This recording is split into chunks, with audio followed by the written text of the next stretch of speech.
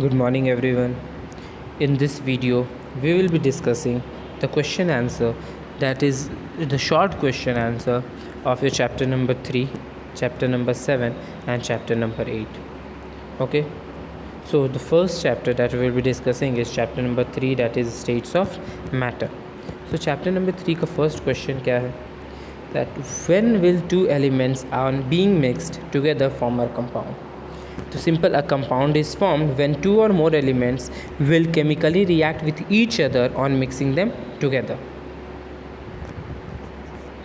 Okay तो बस यहीं तक लिखेंगे, ये नहीं लिखेंगे इन केस वाला, टिल देयर ओनली. एग्जाम्पल देख सकते हैं, लिख सकते हैं आयरन प्लस सल्फर हीट करने पर FeS देगा, तो react on mixing him together. Second question क्या है? What are the properties, why are the properties of different compound different from each other. तो पहला क्या है? Since each compound is formed by different set of elements. ठीक है, हर एक जितने भी कंपाउंड होते हैं सब डिफरेंट एलिमेंट से बनते हैं. And even with the same set of element different compounds are formed by varying number of constituents matter. तो बस यहाँ तक, ये एग्जाम्पल नहीं लिखना है. The properties of one compound differ from that of other because of the following reason, that is each compound is being formed as a set of element, and second, even with the same set of element different compounds are formed by varying number of constituent atoms. ये नहीं लिखना है. So third question हो जाएगा, why are most element not found in the free state of nature? Most of the elements are reactive and have high affinity to combine with other element to form a compound. Thus most of the element can not exist freely in nature. Fourth question, how can you form iron sulfide from a mixture of iron and sulfur? So by heating the mixture of iron and sulfur we can produce iron sulfide. Therefore the heat which is the condition, तो ये भी नहीं लिखेंगे, तो simple बस यहाँ तक लिखेंगे. By heating the mixture of iron and sulphur we can produce iron sulphide. ये वाला जो पोर्शन है ये नहीं लिखेंगे, एग्जाम्पल लिख देंगे. आयरन प्लस सल्फर हीट करेंगे तो FeS आयरन सल्फाइड फॉर्म कर जाएगा. ओके, बस ये first line. Then fifth question is, what does a formula represent? A formula represents the kind of elements present in a compound and the number of atoms and molecules of those in a compound. बस यहाँ तक, example नहीं लिखेंगे. बस ये, क्योंकि example तो पूछ नहीं रहा है तो एग्जाम्पल हम लोग क्यों लिखेंगे, तो बस इतना ही लिखेंगे. First paragraph. Now define valency in terms of hydrogen. तो the combining capacity of an element or radical is known as valency. The valency of hydrogen is considered as 1, while the valency of other elements are determined. Therefore, valency in terms of hydrogen is defined as the combining or displacing capacity of a number of hydrogen atom by one atom. तो इसमें क्या लिखना होगा ना, इसमें आपका answer यहाँ से स्टार्ट होगा, ये आपको नहीं लिखना होगा. तो valency in terms of hydrogen is defined as the combining or displacing capacity of a number of hydrogen atom by one atom of an element or radical. ठीक है, यहाँ से यहाँ तक, ऊपर वाला ये पार्ट नहीं लिखना है. Don't write it this part. So आपका चैप्टर नंबर 3 का शॉर्ट क्वेश्चन आंसर कंप्लीट हो गया. Now we will be starting the short question answer of chapter number 7. So from here we will be starting chapter number 7 question answer, that is acid, base and salts. So first question is, what is an acid base indicator? So acid base indicator is special substance which are used to detect the acidity or basicity of substance. बस यहाँ तक ही इसका लिखना है, ये नहीं लिखना है the change in colour indicates, ये सब कुछ नहीं. गिव वन एग्जाम्पल, तो litmus paper is a natural acid base indicator. ठीक है, तो इसका आंसर कहाँ तक होगा, फर्स्ट लाइन यहाँ से लेकर यहाँ तक. सो सेकेंड क्वेश्चन क्या होगा, name one each acid base and neutral substance. तो एसिड का हो जाएगा lemon juice, acidic substance, it contain citric acid. Baking soda natural, it contains sodium bicarbonate, and common salt is a natural neutral substance that contains sodium chloride. So third question हो जाएगा, what happens when dilute sulfuric acid is added to zinc? तो zinc will react with dilute sulphuric acid to form zinc sulphate, salt and hydrogen gas. तो ये ZnSO4 एक salt बना और hydrogen gas reaction हुआ. Okay, So next question is, how can carbon be prepared from an acid? So the metal carbonate react with dilute acid to form salt, water and carbon dioxide, as यहाँ देख सकते हैं. ठीक है, ये metal carbonate है, ये react किया एसिड के साथ और क्या फॉर्म कर गया, ये सॉल्ट हो गया, ये वाटर हो गया, ये कार्बन डाइऑक्साइड हो गया.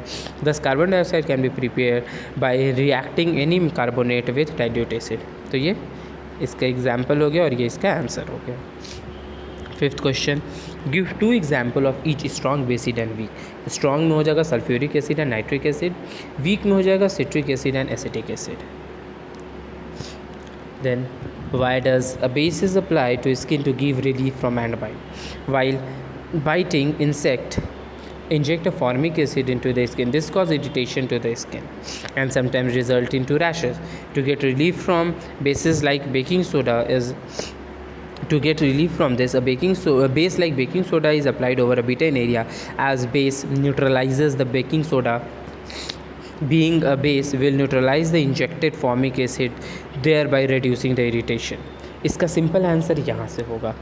ठीक है, a base is applied to your skin gives a relief from ant bite, as base यहाँ से as के बाद यहाँ से as base neutralizes acid, the baking soda will neutralize the injected formic acid by therefore reducing the irritation.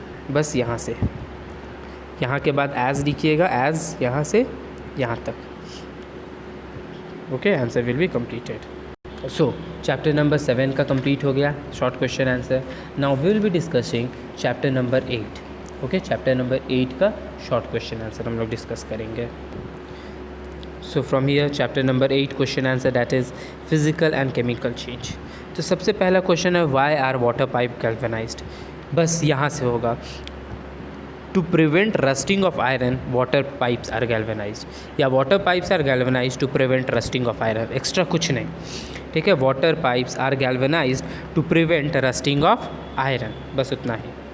Second, when water is frozen it forms ice that has different property. Why then do we say that freezing is a physical property? So in physical change only the physical properties of a substance change and no new substance is formed. ठीक है, तो freezing of water is a physical change because only the physical state of water is changed. तो यहाँ पर इसका भी answer यहीं से होगा, freezing of water is a physical change because only the physical state of the water is changed and no new molecules are formed. That is the water gets converted into ice and freezing is a physical change. तो बस यहाँ से यहाँ तक इसका answer लिख सकते हैं. No need to write definition of physical change. Then third question, give the example of following. तो ये तो आप लोग खुद से लिख सकते हैं. ठीक है, इवोल्यूशन ऑफ गैस के लिए ये हो गया, चेंज ऑफ कलर के लिए ये हो गया, फॉर्मेशन ऑफ प्रेसिपिटेट के लिए ये हो गया. Then after that change of solid to liquid, liquid to gas ये हो गया. And this was the formation of C number, formation of precipitate का हो गया. ये हो गया आपका लिक्विड टू गैस और ये हो गया आपका गैस टू लिक्विड. ओके, तो ये आपका सारा आंसर्स है. ठीक है, this is the answer A, B, C, D, E and E. So next question is, differentiate between endothermic and exothermic reaction. Endothermic reaction, these reaction are accompanied by absorption of heat. इसमें heat absorb होता है और exothermic में जो heat है वो evolve होता है. तो बताए थे exothermic और endothermic में. ठीक है, like exothermic में क्या था, हीट एब्जॉर्ब हो रहा है. एंडोथर्मिक में तो इसमें माइनस हीट लिखते थे और एक्सोथर्मिक में क्या लिखते थे, प्लस हीट लिखते थे. तो इसका होगा melting of solid, fusion, evaporation, vaporisation, ये सब एग्जाम्पल और ये इसका एग्जाम्पल हो गया. तो इसमें ये भी लिख सकते हैं. ठीक है, minus heat is written on left hand side, sorry on the right hand side, और इसमें plus heat is written on the right hand side. ये सेकेंड डिफरेंस हो सकता है. पहला डिफरेंस तो है ही आपका accompanied with absorption of heat and accompanied with evolution of heat. The absorption of heat minus heat is written on the right hand side and इसमें plus heat is written on the right hand side. So next fifth question है आपका, what is a combination reaction. तो in a combination reaction a compound is form from its elements or from a simple substance. For example आपका ये हो गया. तो ये तो सिंपल है question. Then when is a substance said to reduce in a chemical reaction? So in a chemical reaction, a substance is said to be reduced if hydrogen is added to it and oxygen is removed from it. Okay तो जब hydrogen add होगा और oxygen remove होगा उसे हम क्या बोलेंगे? Reduction, reduce बोलेंगे. फिर नेक्स्ट, व्हाट इज़ क्रिस्टलाइजेशन? तो क्रिस्टलाइजेशन होता है, it is a process in which pure solid is separated from the solution of its crystal. ठीक है, बस इतना ही example. Crystallisation is a process in which pure solid separated from the solution of its crystal. बस यहाँ तक ही. Then last question is, what is supersaturated solution? A solution in which more solute is dissolved by increasing the temperature of a saturated solution is called supersaturated solution. और इसका ये example हो गया. So आपका chapter number 3, 7 and 8 ये तीनों का complete हो गया. Okay, that's all for today. Thank you.